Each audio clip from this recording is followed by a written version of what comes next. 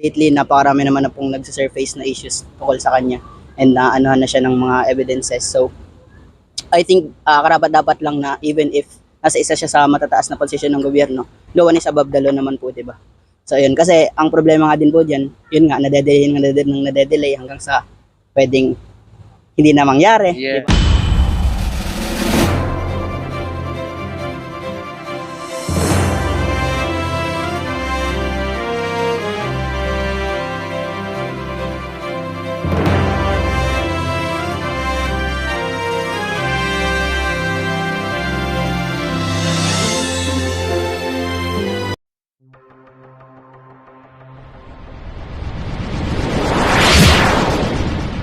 Pang Hilonggo. Please subscribe Subscribe and like. and share. Ang tanong ko is, alam niyo po ba ang Tagalog ng fourth week? Agad-agad. Yun, galing. Oo, matalino pa to sa ano, no? Senador, no? Oo. Alam, kasi meron kaming, yung tinatanong, sabi kasi sa Constitution fourth week, yung impeachment trial. Di ba yung impeachment trial, di naman ibig sabihin nun, guilty na agad or di ba? Parang way yun para ma-prove mo na wala kang sala or may sala ka. Ano po masasabi niyo na sa mga senador na pinapatagal pa yung impeachment trial? Parang sa Constitution sabi, 4 feet, mabilisan, sabi niyo nga, mabilisan. Parang pinapatagal nila para sa sariling gain lang din nila. Saka, ewan ko, pwede bang magmura dito? Pero ang fucked up ng sistema talaga ng Senado. Hello po, magandang araw po. No? Survey lang po naman ito. Kung ano pong opinion ninyo, kung ito po ba ipabor kayo na kasi nasa Senado na po ang impeachment trial. So, ngayon kasi nakatingga pa. So, sa inyo po, kailangan na ba ngayon umpisahan agad-agad para siyempre malaman din ng taong bayan kung ito po ba ay may ginawang mali o wala siyang kasalanan. So, sa inyo po, ma'am. I think po, kailangan na pong umpisan para malaman po talaga kung may nangyayari pong corruption sa bansa. So, pupor kayo na maumpisa na ngayon. Opo. Na malaman din ng mga tao kung may nangyayari po talagang corruption sa bansa. Ganun. Thank you po. Maraming Thank you salamat. Nandito tayo mga kababayan para tanungin po ang ating boses ng mga kabataan tungkol po dito sa impeachment trial ni VP Sara Duterte. Kung pabor ba sila na ituloy na ito ng Senado kasi nga mga kababayan nakatingga pa ito ngayon sa Senado. So ma'am, itong tanong ko, dapat na bang simulan ito ng Senado ang impeachment trial kay VP Sara Duterte? Ano po ang masasabi nyo? Kasi para naman malaman ng taong bayan kung siya ba ay malinis o kung merong nangyaring korupsyon nung panahon niya sa DepEd. Sa panahon po natin ngayon is kailangan po talaga nating malaman kung ano po yung totoo. Kasi marami na pong kumakalat sa paligid natin ng mga fake news po. Tapos yung mga lumalabas po sa social media, hindi po natin alam kung tama po ba yun or mali po ba yun. So, pabor kayo na masimulan na ng Senado ang impeachment laban Yes kay po. VP Sara Yes Duterte. po. Kasi po, ngayon kasi tinitingga po ng Senado itong impeachment kay VP Sara Duterte. Yes po, mas mabuti po yun. Dapat po, mas matutukan po natin yung mga issue po na ganyan. Ayun. Thank you ma'am, maraming salamat. Ito po, magandang hapon po. Ayan, bilang kayong mga estudyante, dapat na ba itong simulan ang ng Senado, ang impeachment trial kay VP Sara Duterte para naman malaman ng taong bayan kung mayroon ba talagang ginawang mali o malinis ba talaga o wala siyang kasalanan. So dapat na ba itong umpisahan, ma'am? Po sa akin, opo. Kasi given na siya yung pangalawang pinakamataas na tao na nasa posisyon, ang dami na rin po kasi niyang naging issue na I think hindi siya fair sa taong bayan. Isa sa mga naaalala ko is yung confidential funds niya. And para sa akin kasi binoto siya ng taong bayan and pinagkatiwala sa kanya yung bansa natin.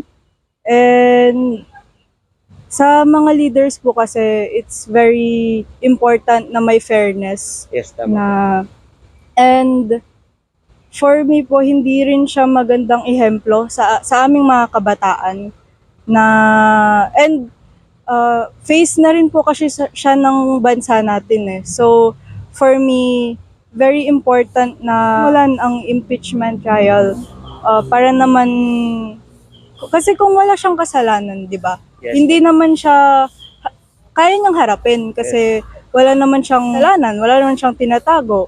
So, kung pure naman yung intentions niya sa bansa natin, sa Filipino people, I think lalabas naman po yung totoo and wala namang masama kung masimulan na yung impeachment trial niya po. Ayun. So, thank you po.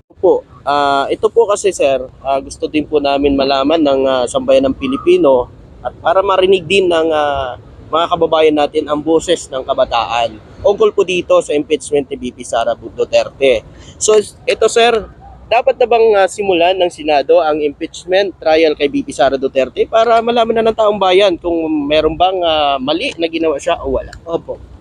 Agree naman po ako na ganun kasi lately napakarami naman na pong nagsisurface na issues tungkol sa kanya and naanuhan na siya ng mga evidences. So I think karapat-dapat lang na even if nasa isa siya sa matataas na posisyon ng gobyerno, no one is above the law naman po, diba? So yun, kasi ang problema nga din po dyan, yun nga, nadedelay hanggang sa pwedeng hindi na mangyari, Yes. diba, mga ganun.